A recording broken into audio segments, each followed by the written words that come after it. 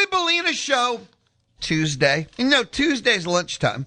We head out on the D4 Land Services hotline. And by the way, D4 Land Services, that keyword is land. And if you ever need your land fixed up, your land cleared, land excavated, hey, they can help you. They're D4 Land Services. Go to d4landservices.com and find out everything they can do. d4landservices.com. We join now. We get to hang out with and talk about timely, that whole trade deadline thing yesterday. We're joined by Joe Sheehan, Joe Sheehan Newsletter. Joe, have you even been asleep yet? Whether it's from all the work you're doing or the adrenaline junkie baseball dude high, have you even been asleep yet? I made a point of crashing last night. I wrote up my trade deadline thing, sent that out around 11, and was able to get a good night's sleep. Because I have, Tuesday's my media day, so I kind of got to be awake for that. And it's kind of fun, Sometimes the timing works. Sometimes the trade deadline's on like Wednesday, and you got to wait a week to talk about it. Well, this time the trade deadline was on Monday night, and that just makes Tuesday fantastic. You're awake for this? I'm sorry? You're awake for this? Yes, and it's funny because I recently had a bout of insomnia, and I definitely talked to you in a kind of loopy state a couple of days, but things are better, and like I say, it's fun because also it's a day where the news. I think the newsletter has a Slack component for subscribers to get on there and talk ball. So we're all talking about all these trades yesterday, and then it's all going on Blue Sky. And I'm not on Twitter anymore, but I'm sure Twitter was much the same. So it's really one of those days where you're just very immersed in baseball. And of course, the phone's blowing up with text messages, people talking about trades, or it's a fun day. So let's just start at the top. Scooble is a Dodger.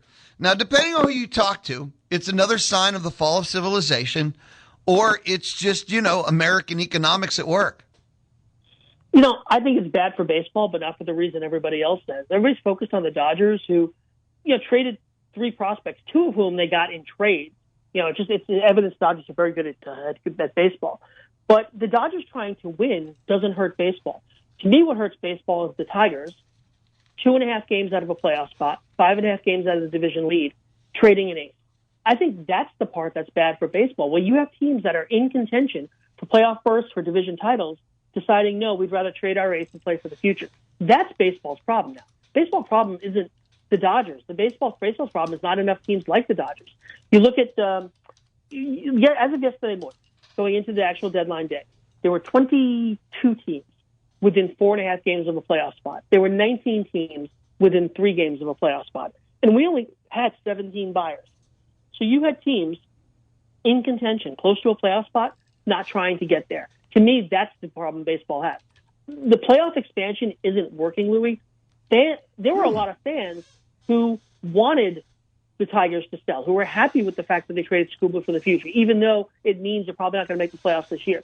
The teams in this play are not acting like it's valuable to go get those last couple of wild card spots. Because I think they recognize that, a road series, you don't even get a home game. If you're a 5 or a 6 seed and you lose, you go to the playoffs and you never get a home game.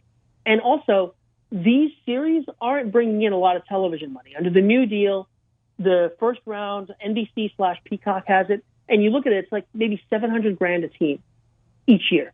So, what's the reason this exists? And we already know that it undercuts the pennant races, right? So, if the fans don't care, if teams don't care, the front offices don't care, if TV doesn't seem to care, why do we have these extra playoff spots? It's money paid it's not that much money. The network to MLB? Yeah, and it comes out to about $700,000 a year now per team per year. $700,000, which is basically the minimum salary. Well, okay. The only thing, and this is me just trying to think it through, right, is that some teams care. Obviously, not all teams, but enough teams. Even if it's a 51% majority, enough teams, but not. It's a small majority. Well, like I said, so we had 17 buyers. We had the Jays kind of do a little bit of both. We had the Marlins do a little bit of both. I think I classified them as a seller, to be honest. But we had, think about it, again, 23 teams within 4.5 games of a playoff spot, but just 17 buyers. Yeah. That's at least 6 teams that are in the mix that are like, we really don't care all that much. And there are teams that did go out and buy. The Pirates traded for 4 relievers. I don't know how much better they got, but they did go out and trade for 4 relievers. Yep. We did see teams go out and buy. But, yeah, certainly the trade deadline now seems like it's more about the teams that have pretty much already locked up playoff spots trying to get better for the postseason, whether that's the Cubs adding a bunch of pitchers, whether that's the Dodgers adding Skubal, whether that's the Yankees going out and getting Luis Garcia and Helio Ramos. The trade deadline now seems to be more focused on the teams that have already locked up a playoff spot and are trying to improve. And it's not as much about, hey, we have a chance to make the playoffs.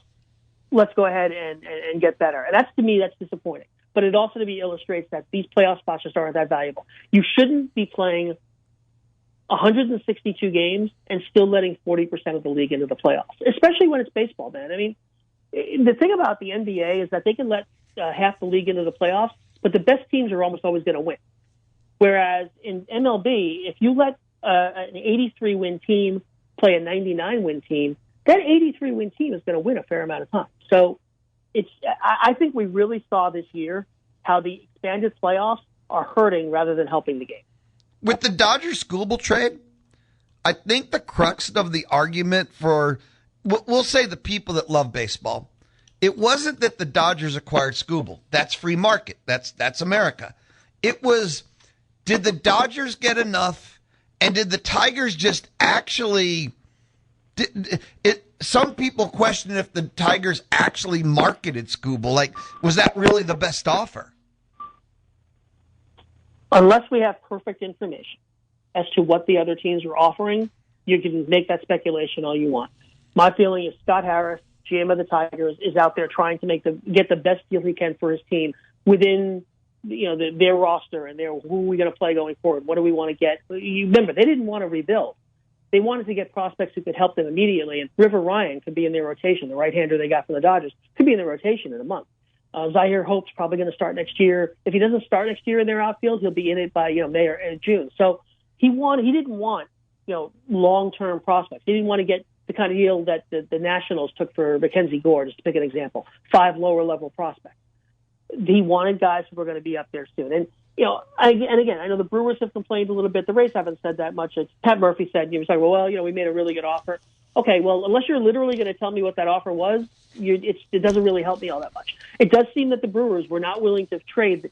They have the very best prospect in baseball right now, a shortstop named Jesus Mate. He played the Futures game. He's just really, really talented. They also have a lot of other infield prospects. And they weren't willing to trade the best prospect in baseball, and I respect that. Look, Tarik Skubal's a great pitcher, but you're trading for 9 regular season starts and however long you go in the postseason. And it is incredibly hard to trade 6 years, 7 years, maybe more, of a player you project to be a superstar for 9 starts. I understand that that's hard to grasp for some fans, but if you look at the history of guys like Skubal being traded at the deadline, the last 10 years, the top rentals, the guys who were going to become a free agent, this was the best deal any team had made for a rental in 10 years because teams aren't paying for that. Teams will pay for guys you can control for an additional year, guys you can control for an additional 2 years, but they're just not going to give you a top 10 prospect for a rental. All right. It's kind of interesting because I looked at the trade myself, and look, I don't have the advanced analytics, and I understood the basic concepts of it. And I know it came down to how much you value the 3 players. And I saw, okay, the guys that hate the trade talk about the age of the prospects, the injury health of the prospects. The people that like the trade, one of the best takes I saw on it is that you need $30 million worth of value in return for the trade. And I think it was Hope is worth $20 million, and it comes down to the second player. Can he be worth $10 million long term? And the deal, if you look at it kind of cold analytically and you don't take the emotions out, the Dodgers, Tigers are going to break even, kind of worst case scenario with a high upside to it. Yeah, all of those calculations are done based on regular season performance. And generally speaking, trades like this are always going to look not so great in that context because they don't really factor in championships. I mean, what are we doing this for? We're doing this to win championships. And championships have a value that really aren't baked into these formulae. So I think you want to be careful about, and I think that's an interesting thing to talk about in the offseason when off-season trades happen. But when we're talking about trades at the deadline, the value of a championship has to be weighted, which is why, and there's also organizational context. I mentioned the Tigers wanting to get guys who could be up next year. Well, the Dodgers, Zahir Hope was a top 50 prospect, and he was either the 3rd or the 4th best outfield prospect in their own organization. Like, the Dodgers can afford to trade a player like that because they have three guys better than him. River Ryan's another one. River Ryan, they traded for in 2022 for a pinch hitter, basically. And he's been injured, he's been good, and he's been hurt. But the Dodgers have 5 starters better than Ryan. They have 7 starters better than Ryan.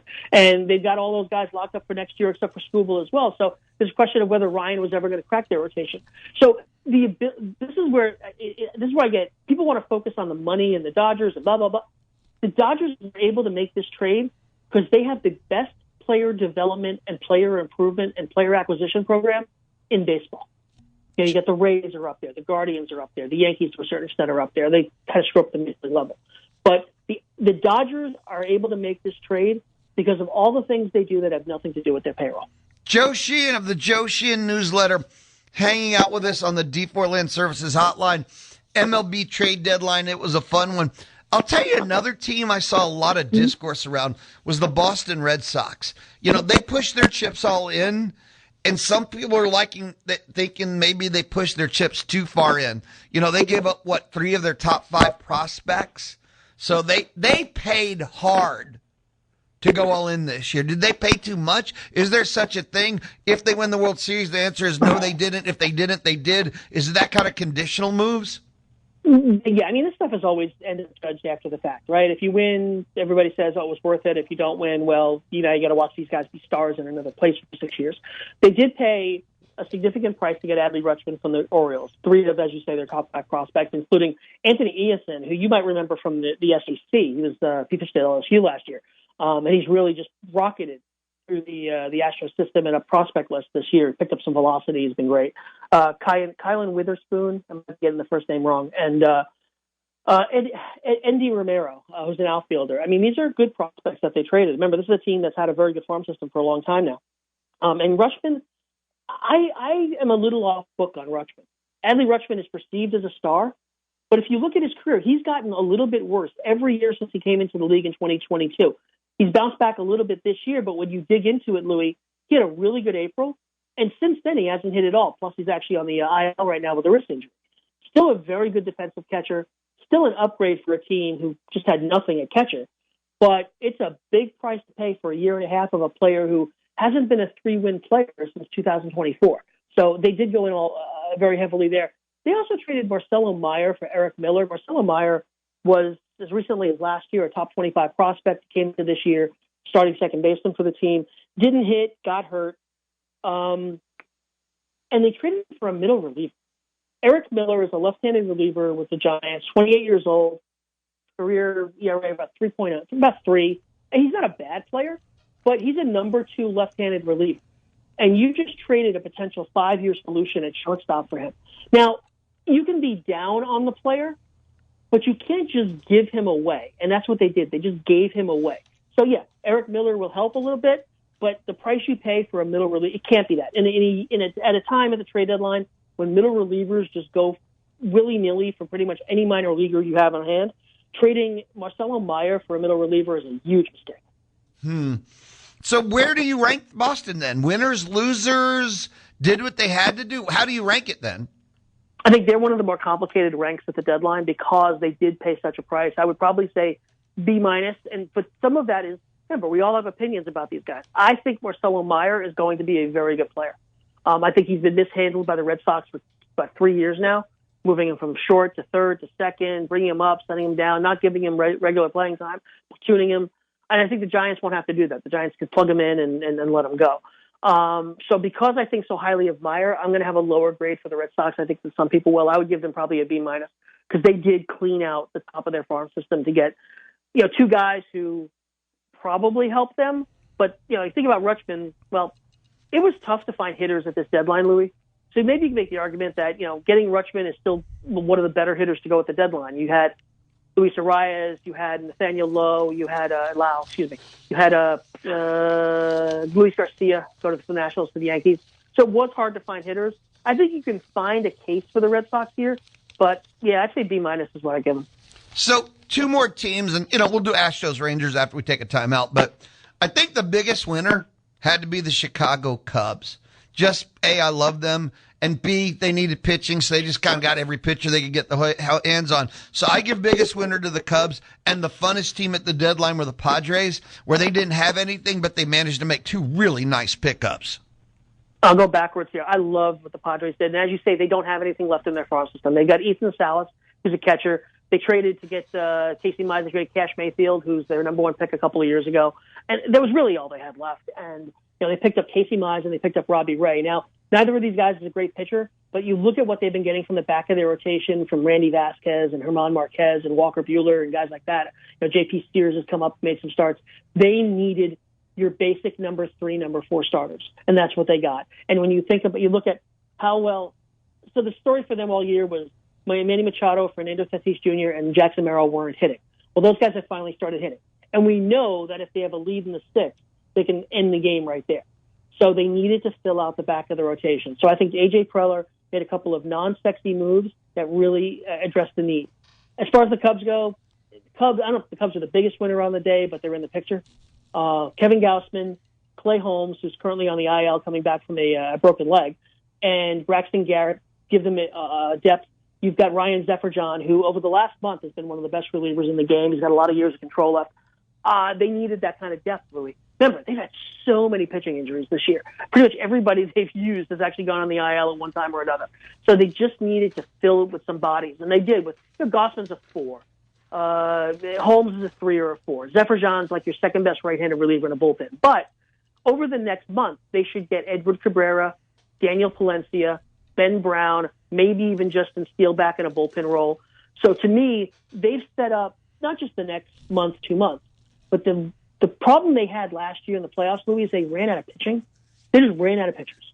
And that's how they lost to the Brewers. Well, they've made it so that probably won't happen this year. They're going to have a lot of options come October. And I think they made themselves a better playoff team yesterday.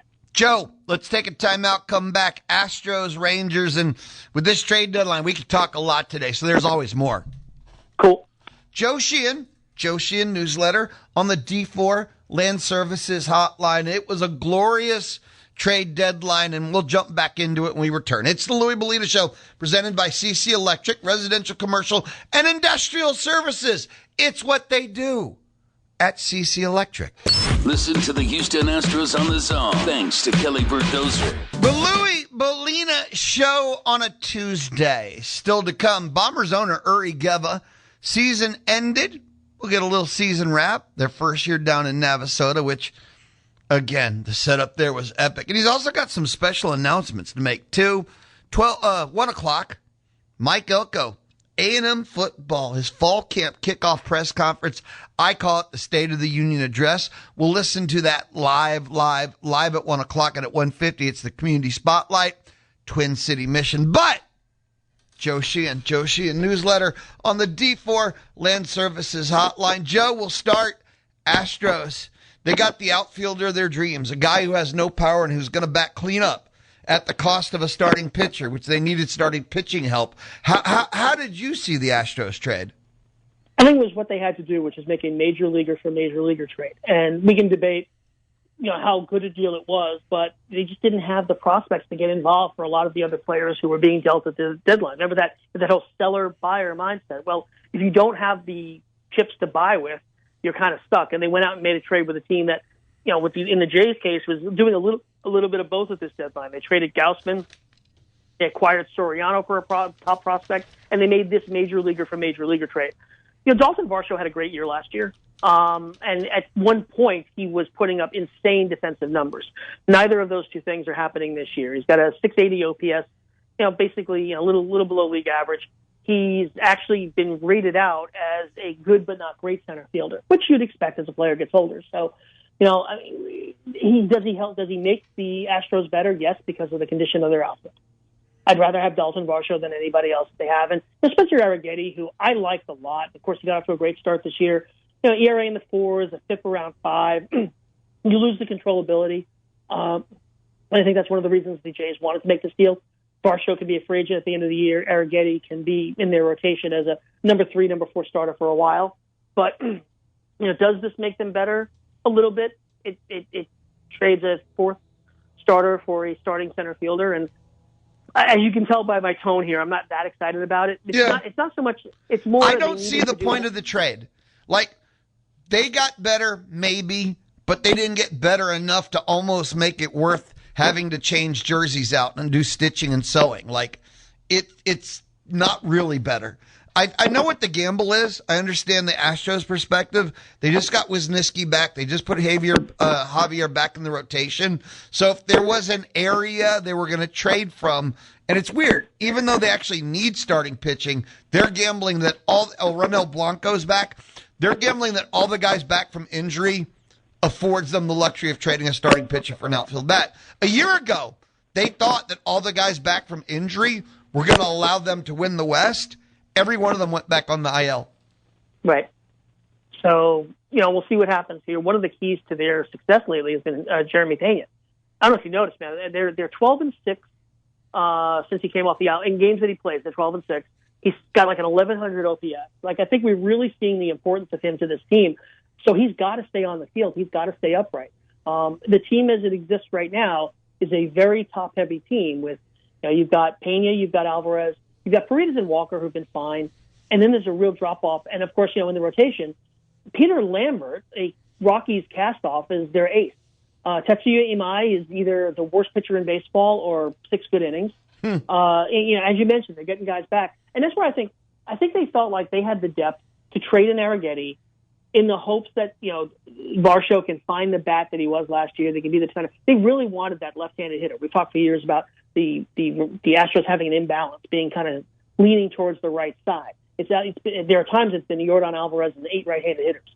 I think Varsho is a fit in that sense in a way that Arrighetti wasn't. So I don't want to come down too hard on this trade, but you kind of made the point.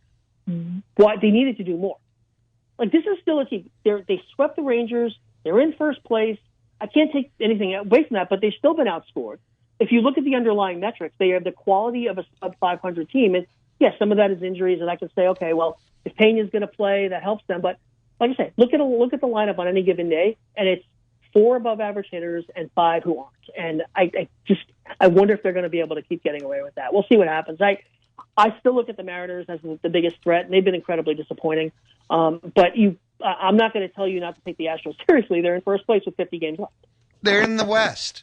You take every team, okay, minus Angels and the A's, you take every team seriously in the West. Well, this is the AL's problem this year, right? I mean, the AL just doesn't have very many good teams. The White Sox are, the 4th best team in the league? You've got the Yankees. You've got the Rays. I think I said all along the Red Sox are good, so obviously their recent heater has helped me a lot. But you look at that middle tier, and that middle tier used to be really strong in the American League. And then this year, it's really last year too, it's just not very good. So it's the West, but it's also really much of the American League. And that's why so many of these teams that we would normally say these teams have to be sellers, I'm a little surprised we got sales out of the Tigers and the Orioles because they're so close to the playoff field. So, Joe, the Texas Rangers decided to sell. DeGrom would not waive his no trade. Evaldi would not waive their no trade. And after that, decided they couldn't sell. So where does that leave them? It's the ultimate limbo. Everyone knows it. I've seen them blasted a little bit. You're 2.5 out. You're selling. What is that? And yeah, the Rangers are in a very weird place right now. I'm wondering what it's like to be a Texas Ranger at 5:30 yesterday afternoon after everybody's reported that your general manager has tried to break up the team. Like, what's it like to go on the field that night? These guys are professionals, and I'm sure it didn't hurt. But just, like, what's that feeling like? Like, oh, wait, you don't think we can win? Oh, and you weren't even able to sell, so we're just still here? Chris Young is a very good GM. Ross Spencer-Maker's done good work there, but getting caught with your hand in the cookie jar, I think, is really a problem. I think that if you're going to do this, you've got to keep it quiet so that you don't let the players know you were trying to break up a team that was in first place, 6 days ago? Yeah. Remember, they traded a nothing prospect for Chase Stillsmith, the right-handed reliever, and Logan O'Hoppe, a catcher who they sent to the minors. Like, it looked like they were going to buy. I personally was surprised that they reacted so strongly to what happened over the weekend. But we're also talking about another team. They've been outscored.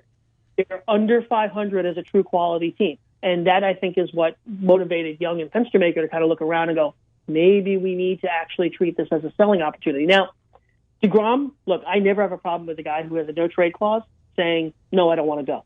He negotiated that. If you don't want to do that, don't negotiate that into the contract. Same Corey Seager. He had a limited no-trade clause. There's not much of a market for Seager. Eovaldi, you know what? Like I said, I got no problems with players saying they want to say, look, man, when I was in my 30s, I didn't want to move either. So these guys, I'm serious. These guys have families. They have lives. Especially if you're a renter, you're going to move for 2 months. I mean, DeGrom's signed through next year, I believe, so it would have been a year and a half. So, no, I just think that the Rangers should have done a better job of kind of doing this on a QT, because I think you've created a really awkward situation for your ball players now. It's kind of odd to me. I understand you have the no trade clause and you earned it. It's your right, but why stay somewhere you don't want? Why stay somewhere that you know they're not contending? I mean, maybe he didn't want to go where they said he was going to go. I wonder if the conversation even got that far. Like, did Chris Young ask him, are you okay if we trade you? Or did he come up to him and go, hey, would you mind going here? I just kind of wonder which version that conversation was. The reported consensus is that they were trying to trade him to the Braves with an eye. Remember, he went to Stetson, I believe he's from Florida. Like, they were thinking of getting him to the Southeast, which they figured would be, he might be amenable to, as opposed to trading him to, Minnesota or something. But DeGrom indicated that it wasn't about the job. He just didn't want to go. And again, I go back to, You've lived in this place for 3.5 years. Your kids are in schools. You got a life there. I don't know. I actually don't know much about Jacob DeGrom's personal life, but I just don't question it. If you've given this guy this, if you've negotiated this clause into the person's contract, they don't actually owe you an explanation. You can just say, no, I don't want to move. And again, I get it. I just don't know if I want to be somewhere I'm not wanted and a team that's not serious about contending. It's not like he's not wanted. I mean, they tried to trade me. Right. I don't think it's that personal. I think that they took my locker. They won't clean my clothes. We don't want to pay you $37 million. I think that's true. Some of the and they're stuck with the Seager contract, and Seager, obviously had a terrible year. And it's an awkward. We've talked about this with the Rangers for a few years now. They're kind of caught between, like, the team that they paid for in 2023, the Semien, Seager, DeGrom, the one that we won a championship with. And then they were supposed to kind of integrate a lot of young talent. That really hasn't worked out. Carter hasn't worked out. Young's been hurt a lot. Some of the prospects just really haven't. The pitching prospects haven't really advanced.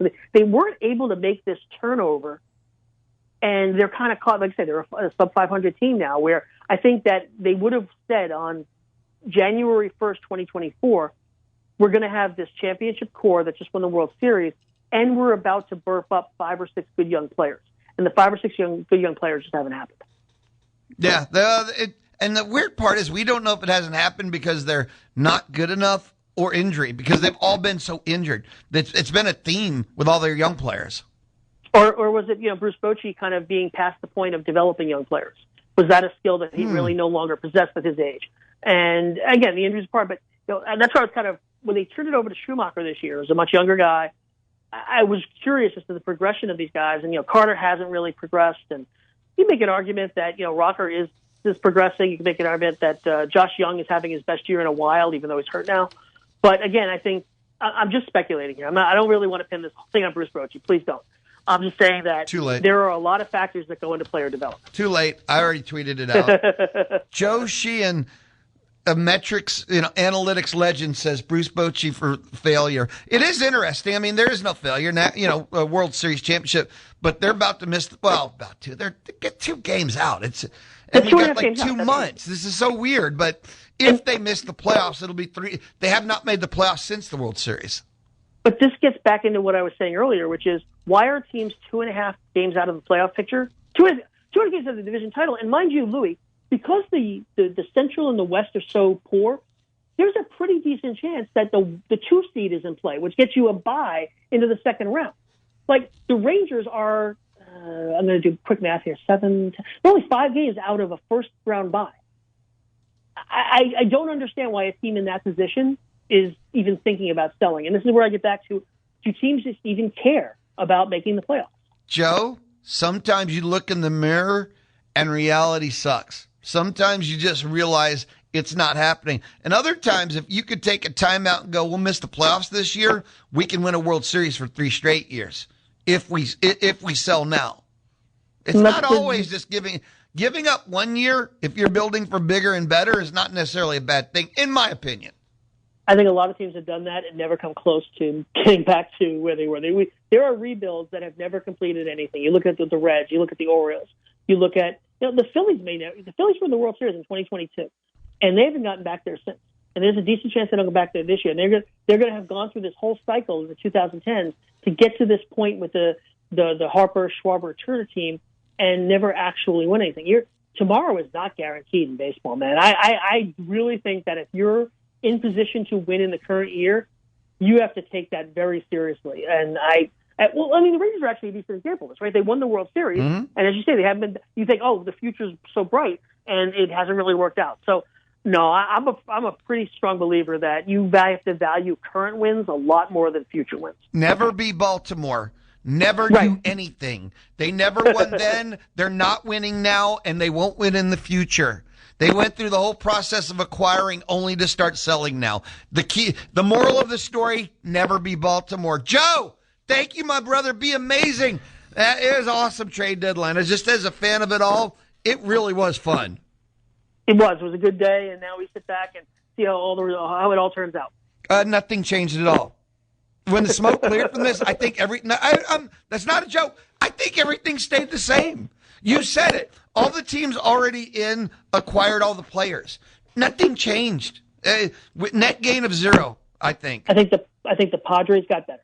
I think the Padres did a very good job of maybe locking up one of those last 2 playoff spots. It's them, the phillies, and the Diamondbacks now. I think that's probably the difference maker. And also the Cubs, because I think the Cubs, even though they were already in, got better for the future. And, they're only 5.5 games out in the Central. They can make up that ground. And then they'll all lose to the Dodgers. Nothing changed. Joe, go be awesome, dude. Talk to you next week.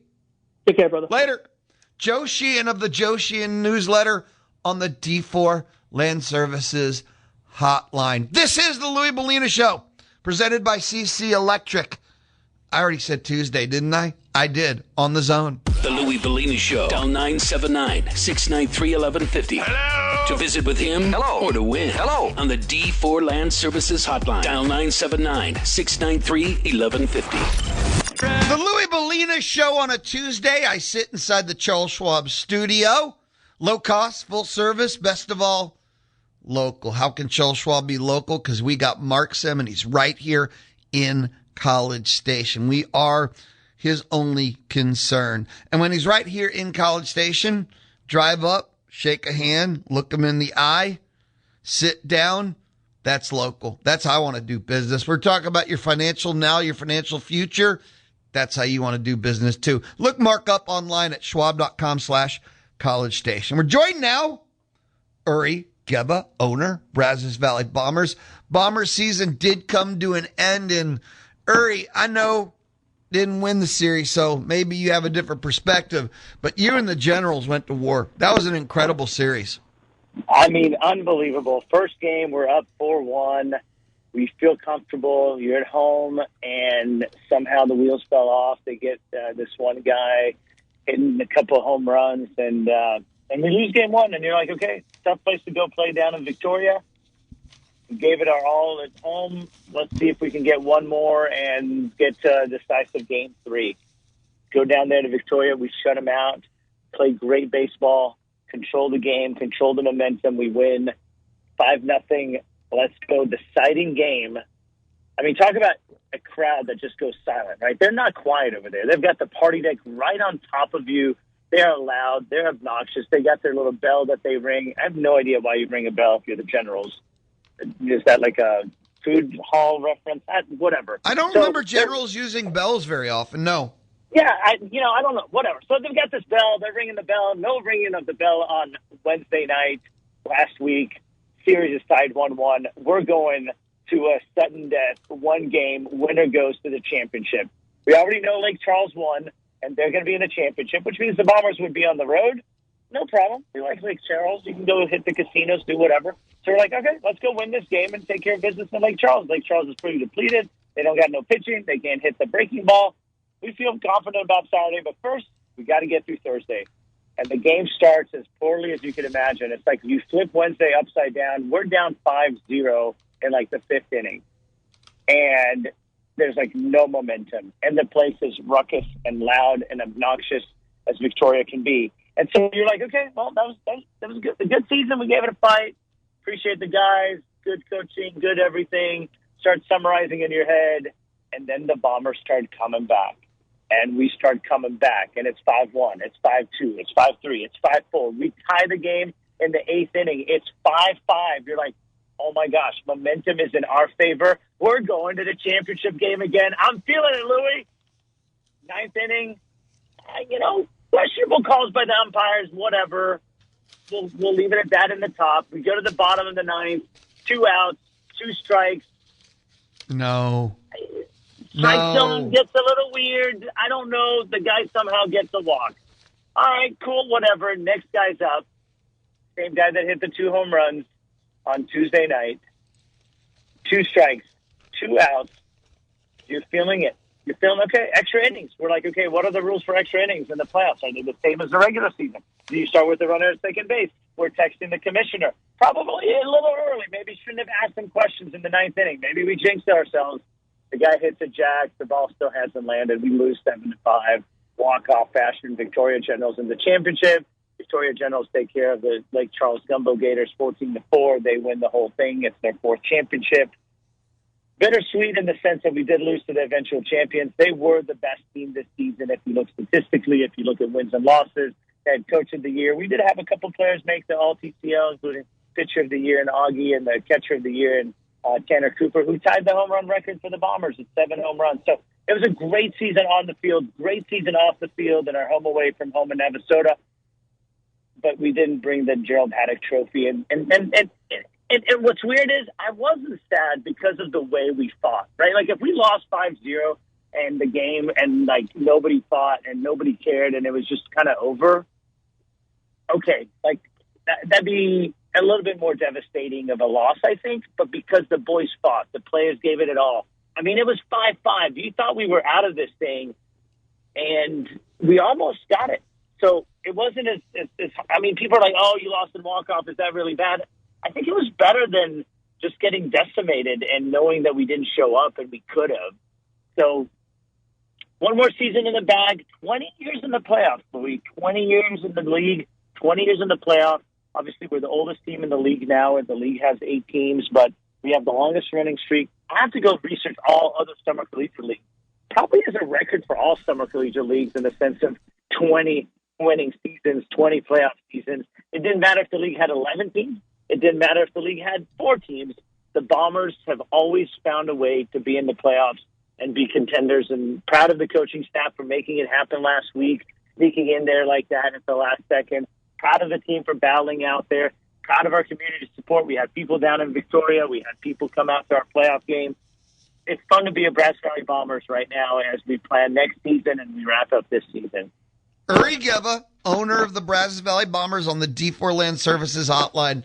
That best of 3 is one of the greatest series ever, Bombers history.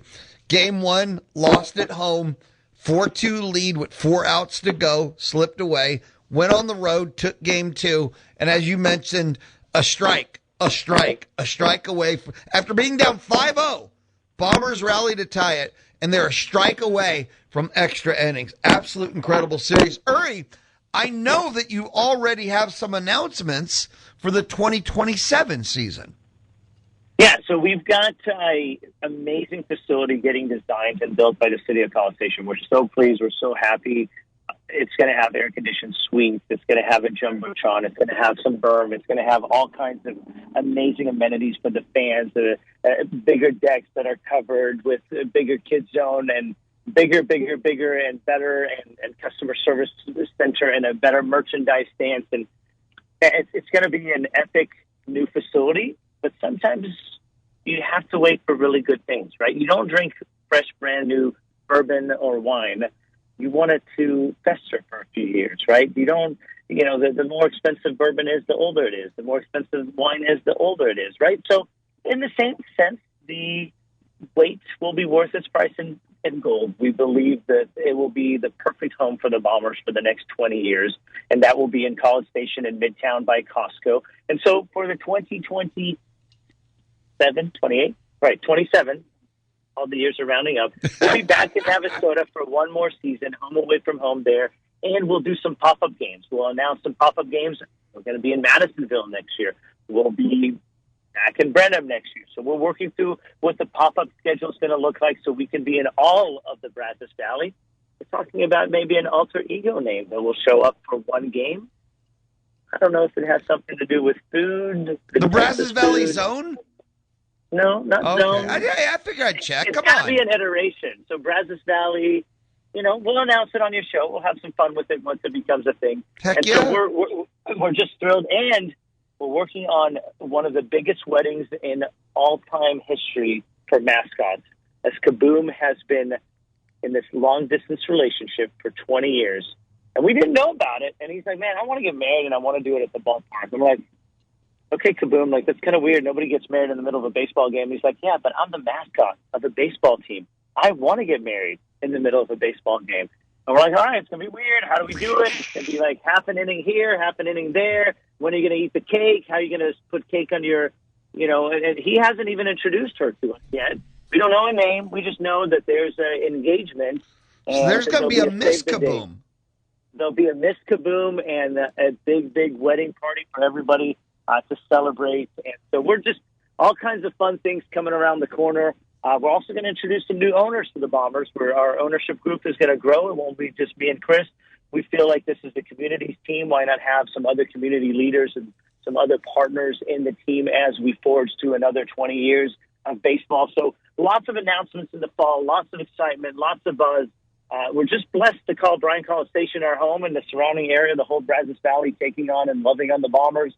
We'll have some great new gear, some merchandise you can get kids and family over the Christmas holiday. So we're, one season over, next season already in the planning stages. So the Brazos Valley Bombers will be back in Navasota. And for those that went out there, you understand how incredible that is. That location, that field, the setup, holy cow, it's absolutely incredible. Like, the sunken field effect was awesome. The setup around the facility was sweet. I had so much fun out there. So the Bombers will be back in Navasota, and there will be more pop-up games. Madisonville already announced as one of the locations. Brenham announced as another location, and there'll be more pop-up games than that. There were 2 this past year. There will be more pop-up games this year. Uri, hey, man, thank you for everything, and I wanted to let you leave with this. This was the 20th anniversary, right? Uh-huh. Yep. What's your biggest takeaway? I hate that phrase, but what's your thought after 20 years done now of Bombers baseball? You sum it up with providing joy through baseball. I think that's a new statement from this season that came about, that we do get a chance to give people joy through baseball. Life is hard. World politics, U.S. politics, gas prices through the roof, expensive stuff everywhere, from little things at the grocery stores, eggs going through the roof. I think the summation that we have is affordable family fun, but it's not just affordable family fun. It's that really true joy that you can do through baseball, be it silly things with the mascots who really impressive baseball, to guys getting drafted, to people signing contracts and moving on to the big leagues, helping kids in the transfer portal from our players' side, to helping kids run out on the field and do our onto the contests and the games that we have and the camps. I think joy through baseball is my biggest takeaway, and how fortunate we are to have this in our community and for the community to buy into what we're doing. Uri, thank you always. I'm a big fan of yours. I'm a big fan of the Bombers. Love the concept. Another year in Navasota, more pop-up games, and the wedding of Kaboom will be the story of the summer. I have no doubt about it. Hey, brother, be good. Let's do lunch soon, okay? You got it. We got to get you an RSVP for this wedding and save the date. So I'll keep you posted, and thank you, everybody, for supporting the Bombers this summer. The fact that I know I don't have to wear a tux, I'm in. Be good, brother. Later. Uri Geva. owner of the Bombers, on the D4 Land Services hotline. If you ever look for some forestry, mulching, pond construction, maybe a custom metal building from the scratch, go to d4landservices.com. And Tony Montoya, maybe with the text message of the year. Uri, do you get goosebumps walking with the Bombers? And if you have been here for our SEC Media Days, goosebumps guy. That's all I'm going to say. Tony, you're a hero. When we come back, lunchtime on the Louie Bellina Show. And lunchtime is thanks to Rudy's Barbecue. We wrap up lunchtime. Spend your late nights with Sports Center all night from ESPN Radio here on The Zone.